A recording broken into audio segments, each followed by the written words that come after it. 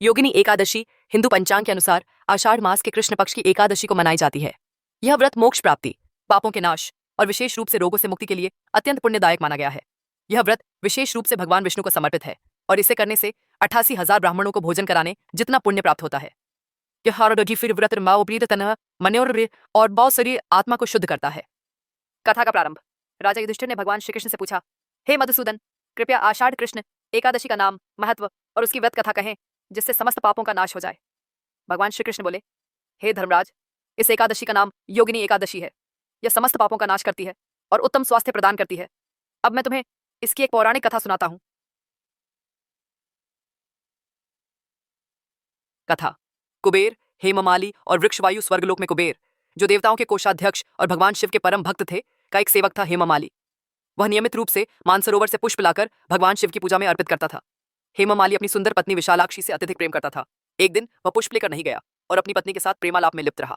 जब समय बीत गया और वह पूजा के लिए पुष्प नहीं लाया तो कुबेर को बहुत क्रोध आया।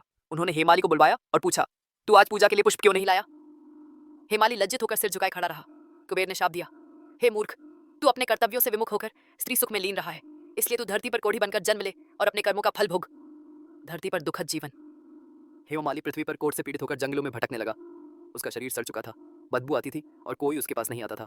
वह भूखा, प्यासा और निरंतर दुहक भोगता रहा। एक दिन वह हिमालय पर्वत पर ऋषि मार्कंडेय के आश्रम पहुंचा। वहां उसने अपनी दुखद स्थिति बताई और पूर्व जन्म की सारी कथा सुनाई। ऋषि का उपाय योगिनी एकादशी व्रत।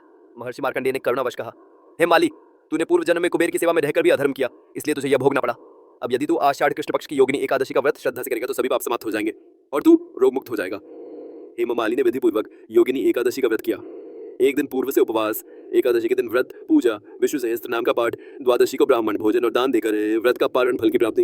उसके व्रत के प्रभाव से उसका शरीर स्वस्थ हो गया, कोढ़ मिट गया और अंत में उसे दिव्य रूप प्राप्त हुआ। वह विष्णु लोक को प्राप्त हुआ। श्री कृष्ण बोले, हे युधिष्ठिर, जो मनुष्य श्रद्धा से इस व्रत को करता है वह समस्त रोगों से मुक्त होकर परम पद को प्राप्त करता है। यह व्रत विशेष रूप से रोग और दरिद्रता से मुक्ति के लिए उत्तम है।